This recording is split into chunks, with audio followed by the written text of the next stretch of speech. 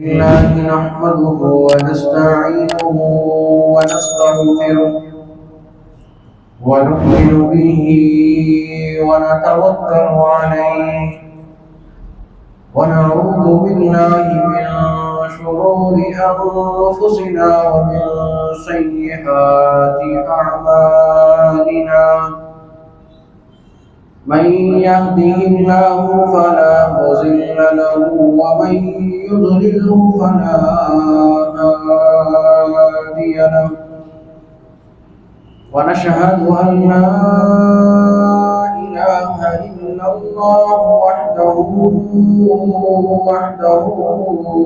لا شريك له ولا نظير له ولا مشير له ولا معين له ثم نشهد أن سيدنا وسندنا وحبيبنا وحبيب ربنا وطبيبنا وطبيب قلوبنا وسيدنا ومرشدنا ومهدينا ومدنينا محمد عبده ورسوله أما بعد فأعوذ بالله من الشيطان الرجيم بسم الله الرحمن الرحيم قال الله تبارك وتعالى في القرآن المجيد لا نفرق بين أحد من رسله صدق الله مولانا العظيم وصدق رسوله النبي الأمي الكريم ونحن على ذلك لمن الشاهدين والشاكرين والحمد لله رب العالمين. تمام أحباب محمد رسول الله. اللهم صل على محمد وعلى آل محمد كما صليت على إبراهيم وعلى آل إبراهيم إنك حميد مجيد. اللهم بارك على محمد وعلى آل محمد كما باركت على إبراهيم وعلى آل إبراهيم إنك حميد مجيد. من वाजिब एहतराम मुअज़्ज़ज़ सामीन किराम, इस कायनात में नेकी के करने के बहुत से काम हैं, लेकिन कुछ नेकी के काम अपनी निस्बत की वजह से या अपनी खुसूसियत की वजह से दूसरे नेकी के कामों से वो काम मुमताज़ हो जाता है, नुमाया हो जाता है। इसी तरह नेकी का एक काम जो बाकी कामों से, नेकी के कामों से अफजल है, आला भी है, वो ये कि बंदों को अल्लाह ताला से जोड़ना, बंदों का ताल्लुक अल्लाह ताला से मजबूत करना, या बंदों का ताल्लुक अल्लाह ताला से मजबूत करवाने की मेहनत और कोशिश करना। और ये काम खालिसतन हो, अल्लाह की रज़ा के लिए हो, कि बंदों की इस मामले में मदद की जाए जैसा अल्लाह अपने बंदों को देखना चाहते हैं, जैसे अल्लाह अपने बंदों को के मुताल्लिक चाहते हैं कि मेरा बंदा मुझे ऐसा नज़र आए, वैसा बनने के लिए अल्लाह के बंदों की मदद करना, उनके साथ ताउन करना कि ये सारे के सारे बंदे, ये सारे के सारे लोग, ये सारे के सारे इंसान ऐसे बन जाएं कि जैसे अल्लाह चाहते हैं, ऐसे बन जाएं कि जैसे अल्लाह चाहते हैं। इनको ऐसा बनाने के लिए इनकी मदद करना, ऐसी महफिल का इनेकाद करना कि जहाँ इनका तज़किया हो, इनके नफ्स की इस्लाह हो, ऐसी क्लासेस का इंतज़ाम करना कि जहाँ ये बंदे ईमानियात सीखें, नबी वाली इबादत सीखें, नबी वाली मुआशरत सीखें, नबी वाले मामलात सीखें, नबी वाले अखलाक सीखें। तो ये कायनात में नेकी के कामों में एक अफजल तरीन अमल है कि आप लोगों को ऐसा बनाने में उनकी मदद करें कि जैसे अल्लाह उनको देखना चाहते हैं। ये इतना अजीम अमल क्यों है? ये दूसरे नेकी के कामों से अफजल क्यों है, अजमत वाला क्यों है? क्योंकि तमाम अंबिया अलैहिस्सलातु वस्सलाम यही काम किया करते थे। तमाम अंबिया अलैहिस्सलातु वस्सलाम की मेहनत की बुनियाद ही यही थी कि लोगों को अल्लाह से जोड़ना, लोगों का ताल्लुक अल्लाह से मजबूत करना, लोगों को उनकी ज़िंदगी का मकसद बनाना, बताना कि भाई अल्लाह ने आपको क्यों पैदा किया है, अल्लाह आपको कैसा देखना चाहते हैं। इसी काम के लिए अल्लाह नबियों को भेजा करते थे और इसी वजह से ये काम सबसे अजीम काम है कि लोगों का ताल्लुक अल्लाह से मजबूत किया जाए, क्योंकि अंबिया ये काम किया करते थे। अब ये काम, इसकी मुख्तलिफ सूरतें हो सकती हैं, ये काम किस तरह किया जाएगा? सबसे पहली सूरत कि इन तमाम मौज़ूआत के लिए, इन तमाम तर कामों के लिए कि जिससे ये कौम सीखे, इंसान नेकी के काम सीखे, इनके अंदर नेकी का जज्बा पैदा हो, एहसास पैदा हो, इबादत सीखे, ईमानियात सीखे, अखलाक सीखे, माशरा सीखे, मामलात सीखे। इसके लिए किताबें लिखी जाएं, इसके लिए मज़ामीन लिखे जाएं, इसके लिए महाफिल का इनेकाद किया जाए, इसके लिए इनफरादी दावत दी जाए, लोगों को समझाया जाए। तो ये सारे काम हो रहे हैं और इसी तरह इन सारी की सारी चीज़ों की तालीमात दी जाए जिस तरह तालीमात दी जा रही हैं। इदारे कायम हैं, महाफिल हो रही हैं और आजकल जो सबसे मकबूल तरीका जो राइट पकड़ता चला जा रहा है, ऑनलाइन एजुकेशन सिस्टम, बड़ी बड़ी यूनिवर्सिटियाँ अपने तालीमी निज़ाम को ऑनलाइन कर रही हैं। तो खैर ये भी एक तालीम देने का, लोगों की रहनुमाई करने का, लोगों का तज़किया करने का, लोगों की दीनी अखलाकी तरबियत करने का एक ज़रिया है। इसके ज़रिए भी काम हो रहा है, काम चल रहा है। लेकिन कायनात में सबसे बेहतरीन जो तरीका तालीम है, सबसे बेहतरीन जो तालीम का निज़ाम है, वो तरीका तालीम है जो अल्लाह ताला ने हज़रत अंबिया अलैहिस्सलातु वस्सलाम को देकर भेजा है। अंबिया अलैहिस्सलातु वस्सलाम ने भी अपने शागिर्दों पर मेहनत की है, अंबिया अलैहिस्सलातु वस्सलाम ने भी लोगों पर मेहनत की है, उनकी ईमानियात पे मेहनत की है, उनकी इबादत पे मेहनत की है, उनकी मुआशरत पे मेहनत की है, उनके मामलात पे मेहनत की है, उनकी अखलाकियात पे मेहनत की है।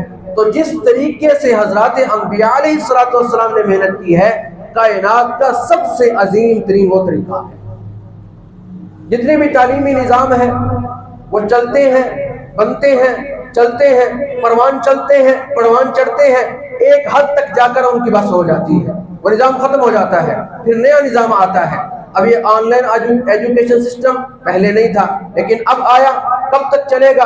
परवान चढ़ रहा है, बन गया, अब परवान चढ़ रहा है। कब तक चलेगा? कब जाकर इसका निज़ाम खत्म हो जाएगा? जब कोई नया निज़ाम आएगा, इसको लोग भूल जाएंगे, इसको ख़त्म कर देंगे।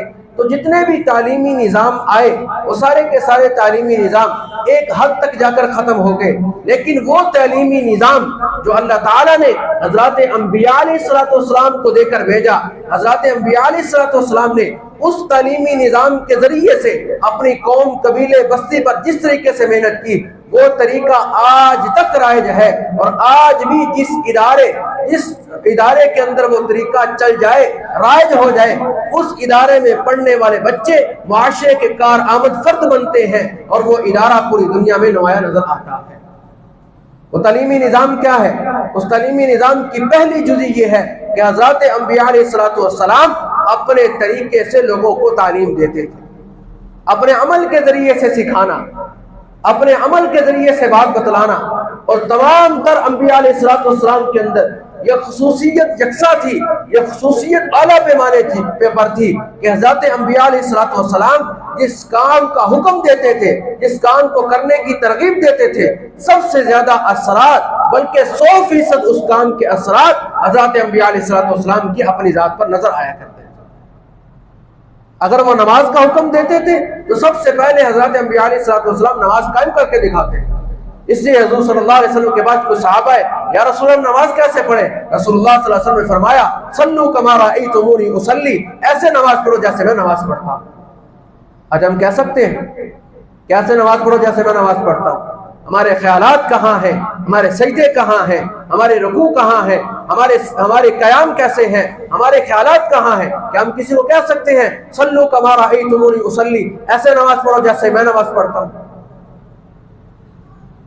तो रसूलुल्लाह सल्लल्लाहु हज़रत अंबिया अलैहिस्सलाम की, तमाम तर अंबिया अलैहिस्सलाम की एक खुसूसियत थी कि अंबिया अलैहिस्सलाम जिस काम का हुक्म देते थे, उस काम के 100% असरात हज़रत अंबिया अलैहिस्सलाम के जिस्मों पर नजर आते थे। नमाज का हुक्म दिया, सबसे पहले नमाज को खुद कायम करके दिखाया।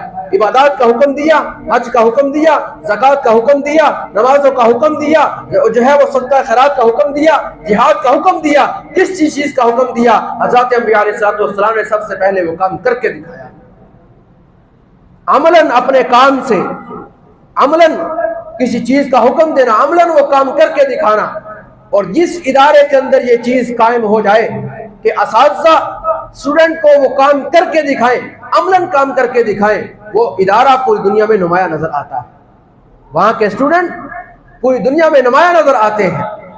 तो ये चीज हज़रत अंबिया अलैहिस्सलाम के अंदर आला पैमाने पर पाई जाती थी कि अंबिया अलैहिस्सलाम अपने किरदार से और अपने अमल से लोगों को तालीम दिया करते थे। और जिस इदारे के अंदर ये चीज ना हो, वहां पर फिर अल्फाज फैलते हैं। एहसास का सबक तो आपने पढ़ा दिया, हमदर्दी का सबक तो पढ़ा दिया, उखुवत का सबक तो पढ़ा दिया, सब्र और शुक्र का सबक तो पढ़ा दिया हमने, लेकिन बच्चों के अंदर सब्र शुक्र नहीं आता, तहम्मुल बर्दाश्त नहीं आती, बच्चों के अंदर जो है वो इबादत का शौक पैदा नहीं होता। वजह क्या है? उस्ताद की अपनी ये चीजें कमजोर हैं।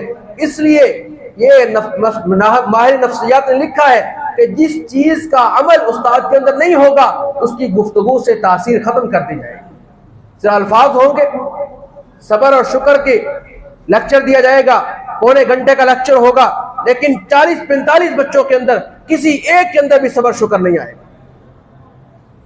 नमाज का लेक्चर होगा, नमाज पे तरगीब होगी, अच्छे अखलाक पे तरगीब होगी, वालिदैन के अदब पे तरगीब होगी, सारी चीजों पे घंटा घंटा लेक्चर होंगे, पूरा साल एक चीज पढ़ाई जाएगी, लेकिन 40 बच्चों में से एक बच्चा भी इन सारे कामों के लिए तैयार नहीं होगा। वजह क्या है? कि उस्ताद का अमल खुद कमजोर है, उस्ताद की जिंदगी में खुद अमल नहीं है, जिसकी वजह से तलबा के अंदर अमल नहीं आता। तो कायनात में सबसे अजीम तरीका निज़ाम तालीम वो ये है कि अपने अमल के जरिए से तालीम देना, और ये हज़रत अंबिया अलैहिस्सलाम की सुन्नत है, तमाम तर अंबिया अलैहिस्सलाम की सुन्नत है। लेकिन हमें हुक्म है कुरान मजीद में, ला नुफ़र्रिक़ु बैना अहदिम मिन रुसुली, किसी नबी के अंदर अदब एहतराम के लिहाज से, तकरीम के लिहाज से, अजमत के लिहाज से हम किसी किस्म का कोई फर्क नहीं करेंगे। ला नुफ़र्रिक़ु बैना अहदिम मिन रुसुली, किसी रसूल के अंदर हम फर्क नहीं करेंगे, किसी रसूल के अंदर अदब एहतराम के अंदर, मानने के अंदर हम किसी रसूल, किसी नबी के अंदर कोई फर्क नहीं करेंगे, लेकिन इत्तिबा करेंगे तो सिर्फ मोहम्मद मुस्तफ़ा सल्लल्लाहु अलैहि वसल्लम की इत्तिबा करेंगे। सवाल पैदा होता है कि अंबिया अलैहिस्सलाम तो दूसरे भी हैं, वो भी अपनी मर्जी से तो तालीमात नहीं देते, वो भी तो वही तालीमात देते हैं जो अल्लाह ताला की तरफ से आती है, जो अल्लाह ताला के अहकामात हैं, वो भी उसी तालीमात का हुक्म देते हैं। तो अगर उनकी बात मान ली जाए तो हर्ज क्या है? उसकी कुछ वजूहात हैं कि हम सिर्फ इस बात पे क्यों तरगीब दी जाती है कि इत्तिबा करो तो सिर्फ मोहम्मद मुस्तफ़ा सल्लल्लाहु अलैहि वसल्लम की। इसकी कुछ वजूहात हैं। सबसे पहली वजह यह है कि अल्लाह ताला ने हमें एक ऐसा ज़ाब्ता हयात दिया है, इस्लाम के नाम पर जिंदगी गुजारने का एक ऐसा निज़ाम दिया है कि अल्लाह ताला ने इससे बेहतर कायनात में किसी निज़ाम को बनाया ही नहीं। कुरान का चैलेंज है, फ़अतू बिसूरतिन मिन मिस्ली, अगर इससे बेहतर कोई ज़ाब्ता हयात है, कोई जिंदगी गुजारने का निज़ाम है, लाओ उसे इस्लाम कबूल करने के लिए तैयार है। फ़अतू बिसूरतिन मिन मिस्ली कुरान की आयत है। चैलेंज किया जा रहा है। 1450 साल गुजर जाने के बाद आज भी वो चैलेंज कायम और दायम है। इससे बेहतर, इस्लाम से बेहतर कोई ज़ाब्ता हयात है, लाओ इस्लाम उसे कबूल करने के लिए तैयार है। कोई है ही नहीं। इस्लाम से बेहतर कोई ज़ाब्ता हयात कैसे हो सकता है? कोई नहीं है। तो अल्लाह ताला ने हमें एक जिंदगी गुजारने का ऐसा निज़ाम दिया है जो कायनात में जिससे बेहतर कोई ज़ाब्ता हयात नहीं। और अल्लाह ताला ने पहली कौमों के अंदर, पहली शरीयतों के अंदर जो चीजें इस उम्मत के लिए कारआमद थी, अल्लाह ने उठाकर इस उम्मत के लिए वो भी ज़ाब्ता हयात बना दी कि भाई ये फलां नबी की सुन्नत है, फलां नबी का तरीका कार है, लेकिन ये इस उम्मत के लिए भी कारआमद है, इस उम्मत के लिए भी नफा बख्श है, इसलिए तुम्हें भी हुक्म दिया जा रहा है कि इस काम को करो। अल्लाह ने उसको निज़ाम बना दिया। अब एक चीज अपने घर में मौजूद हो और फिर हम उस चीज की जरूरत महसूस करते हुए दूसरे के घर से मांगने के लिए जाए तो इस शख्स को क्या कहेंगे? ये क्या कहेंगे? इसको पागल कहेंगे ना इसको। भाई अपने घर में चीज मौजूद है और आला पैमाने पे मौजूद है, आला चीज मौजूद है, उसको छोड़कर दूसरे के घरों से लेने जाते हो। तो सबसे पहली वजह यह है, अल्लाह ताला ने हमें जो जिंदगी गुजारने का जो ज़ाब्ता हयात दिया है, जो निज़ाम दिया है, वो कायनात का सबसे आला निज़ाम है जिसे इस्लाम कहा जाता है। इसलिए वो सारे का सारा निज़ाम मोहम्मद मुस्तफ़ा सल्लल्लाहु अलैहि वसल्लम की हयात तय्यबा है। इसलिए इस बात की तरगीब दी जाती है कि दुनिया आखिरत की कामयाबी चाहते हो तो मोहम्मद मुस्तफ़ा सल्लल्लाहु अलैहि वसल्लम की जिंदगी को अपनाओ। दूसरी वजह क्या है कि सीरत मुस्तफ़ा सल्लल्लाहु अलैहि वसल्लम को पढ़ने की, उस पर अमल करने की तरगीब क्यों दी जाती है? कायनात में जितनी भी आसमानी कुतब हैं, सहीफे हैं, जितनी भी आसमानी सहीफे कुतब हैं, वो सारी की सारी कुतब, वो सारी के सारे सहीफे, कोई भी किताब इस वक्त कायनात में ऐसी नहीं है जिसके अंदर दो बदल न किया जाए सिवाय कुरान मजीद के। तौरात के अंदर, ज़बूर के अंदर, इंजील के अंदर सारी की सारी तहरीफ हो चुकी है। आप भी साहिब इल्म तशरीफ फरमा है, हमारी भी नाक़िस तहकीक ये है कि इस वक्त पूरी कायनात में, इस कुर्रा अर्ज़ी पर, पूरी दुनिया में कोई भी ना तो सही एक तौरात मौजूद है, न ज़बूर मौजूद है, न इंजील मौजूद है। सब के अंदर तहरीफ कर दी, सब के अंदर रद्द बदल कर दिया गया, सबको तब्दील कर दिया गया। बचा है तो उस तरफ कुरान मजीद बचा है जिसके अंदर आज तक भी कोई तहरीफ नहीं कर सका है। कोई तहरीफ नहीं करने की कोशिश की गई है लेकिन तहरीफ नहीं की गई, कर नहीं सके। अल्लाह ने ऐसा निज़ाम बनाया और तहरीफ के बावजूद मान लिया जाए कि जो तौरात में है, जो ज़बूर में है, जो इंजील में है, वो सब सही है, वो सब कामिल है। हालांकि कामिल नहीं है, मान लिया जाए कि कामिल है, लेकिन फिर भी इन तीनों किताबों के अंदर या दूसरे जो सहीफे हैं सबको मिला लिया जाए। किसी सहीफे के अंदर, किसी किताब के अंदर अगर जिंदगी के हर शोबे में जो इंसानों की रहनुमाई कर सके वो तालीमात नहीं है। खुद ईसाइयों का यह दावा है हज़रत ईसा अलैहिस्सलाम की हमारे पास जो जिंदगी महफूज है वो सिर्फ उनके आखिरी 3 साल महफूज हैं, उसके अलावा जो उनकी जिंदगी हमारे पास महफूज नहीं है। मान लिया जाए वो ठीक है। हज़रत ईसा अलैहिस्सलाम कुछ काम ऐसे हैं जो अंबिया अलैहिस्सलाम ने किए ही नहीं है, जो अंबिया अलैहिस्सलाम ने, गुज़िश्ता अंबिया अलैहिस्सलाम ने किए ही नहीं है। जो किए हैं उनके पेशवाओं ने महफूज नहीं किए हैं। जैसे ईसाइयों के बारे में है कि हज़रत ईसा अलैहिस्सलाम की सिर्फ 3 साल जिंदगी महफूज है, बाकी के उनके पास है ही नहीं। और कुछ काम ऐसे हैं जो अंबिया अलैहिस्सलाम ने किए ही नहीं है। जैसे हज़रत ईसा अलैहिस्सलाम ने हुकूमत नहीं की, हुकूमती अहकामात उनके पास नहीं है, मामलात नहीं किए, मामलात के अहकामात उनके पास नहीं है। हज़रत ईसा अलैहिस्सलाम ने शादी नहीं की, शादी के अज़वाजी ज़िंदगी के मामलात उनके पास नहीं है, अमलन उनके पास नहीं है, तालीमात हैं लेकिन अमलन उनके नबी ने करके नहीं दिखाया, इससे कामिल उनके पास तालीमात उनके पास नहीं है। यहूदी हज़रत मूसा अलैहिस्सलाम को मानते हैं, हज़रत मूसा अलैहिस्सलाम की जो तौरात उनके पास इस वक्त मौजूद है, अगर उसको सही मान लिया जाए तो वो सारी की सारी तौरात जिंदगी के हर शोबे में रहनुमाई कर सके, ऐसी तालीमात उसके अंदर मौजूद नहीं है। अगर सारी की सारी तालीमात मौजूद हैं, लेकिन दूसरी तरफ देखा जाए, दूसरी तरफ अगर गौर व फिक्र किया जाए तो अल्लाह ताला ने हुजूर सल्लल्लाहु अलैहि वसल्लम को ऐसे जानिसार दिए हैं, अल्लाह ताला ने रसूलुल्लाह सल्लल्लाहु अलैहि वसल्लम को ऐसे मोहब्बत करने वाले अता फरमाए हैं कि जिन्होंने रसूलुल्लाह सल्लल्लाहु अलैहि वसल्लम की रोजे अव्वल से लेकर आखिरी दिन के जो अमाल है, जो किरदार है, जो अफ़आल है, जो रहन सहन का तरीका है, जो गुफ्तगू का अंदाज है, जो उठने बैठने का अंदाज है, जो हंसने का, जो मुस्कुराने का अंदाज है, अल्लाह ताला ने ऐसे जानिसार अता फरमाए हैं कि उन्होंने मन्नो आन आज तक वो सारी की सारी चीजों को महफूज करके रखा हुआ है। जानिसार सवाल पैदा होता है, जानिसार तो मिले 40 साल के बाद, बेसत का जब ऐलान हुआ सहाबा तो 40 साल के बाद मिले। अल्लाह ताला ने ऐसा निजाम चलाया है, ऐसा निजाम बनाया है कि रसूलुल्लाह सल्लल्लाहु अलैहि वसल्लम के बेसत के 40 सालों को भी अल्लाह ताला ने बिल्कुल उसी तरह महफूज फरमाया है जिस तरह बेसत के बाद की जिंदगी को महफूज फरमाया। क्यों महफूज फरमाया? क्योंकि अल्लाह ताला ने रहती दुनिया तक अगर कामयाबी का मयार बनाना था तो मोहम्मद मुस्तफ़ा सल्लल्लाहु अलैहि वसल्लम की जिंदगी को बनाना था। इसी अल्लाह ताला ने रोजे अव्वल से लेकर आखिर तक सारी जिंदगी को, एक एक मिनट को, एक एक दिन को, एक एक घंटे को अल्लाह ने महफूज करके दिखा दिया। अल्लाह ने ऐसा निजाम बनाया है। आज भी हमारे मदारिस के अंदर हदीस मुसलसलात के नाम से एक फन पढ़ाया जाता है। हदीस मुसलसलात उसे कहते हैं कि जिस हैयत में रसूलुल्लाह सल्लल्लाहु अलैहि वसल्लम ने हदीस बयान की है उसको नकल करने वाले उसी हैयत के अंदर उसी कौलो फेल के साथ उसको नकल करते हैं। मिसाल के तौर पर एक हदीस बयान करते हुए रसूलुल्लाह सल्लल्लाहु अलैहि वसल्लम ने मजलिस में बैठने वाले तमाम सहाबा इकराम को अजवा खजूर खिलाई।